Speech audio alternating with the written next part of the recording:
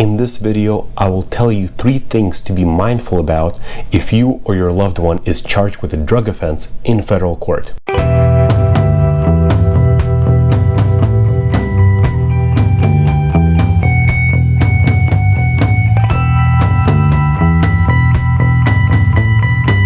There are a number of reasons why your case would be in federal court, but the most common are the fact that the drugs have crossed state lines, or they've entered the United States through the border, or finally that the amount of drugs is so great that the federal authorities have taken over the case. Of course, there could be other reasons, but those are the most common. Now, the very first thing you should be concerned about is the bail hearing. You have a right to present your case to the judge, to be heard, and potentially get out while the case is pending. This is called the bail hearing. Why it is different in the drug cases in federal court is because there's a presumption sometimes. If the case is a mandatory minimum case, there will be a presumption that no conditions would satisfy that you would be safe in the community and that you would come back to court when needed. This means that you need a good attorney that can present good facts and overcome that presumption to be able for you to go out on the streets and at least be with your family while the case is pending. This brings me to the second point, mandatory minimums. In federal court, we have mandatory minimums.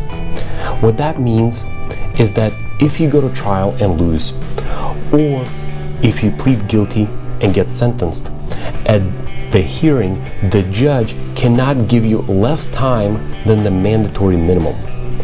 Meaning that if it's a 10-year mandatory minimum, the lowest amount you could possibly receive at sentencing is 10 years.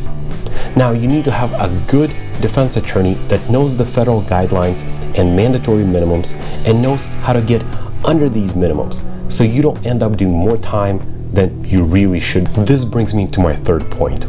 If we're in federal court, that means we're dealing with a much bigger case than usual. In this district, the Southern District of California, I'm mostly dealing with drug conspiracies. The federal government has more resources, they investigate things for longer periods of time, and they charge more people together in a conspiracy. This means that when the person is finally charged, there's going to be much more discovery, more police reports, more surveillance, either it's video or GPS. There's going to be more wiretaps, some more phone calls have been listened to, more text messages have been reviewed, and I received all of that information. Aside from my client being completely innocent or not knowing anything about the conspiracy, you have to go through all of the discovery very carefully and make sure that you find if there's any mistakes made by law enforcement, because the more evidence that they gather, sometimes the more mistakes the law enforcement makes. And so it's important to review everything and make sure that you don't miss any possible defenses. If you've enjoyed this video, please click like, subscribe, hit that bell notification button so next time I post, you'll be first to know.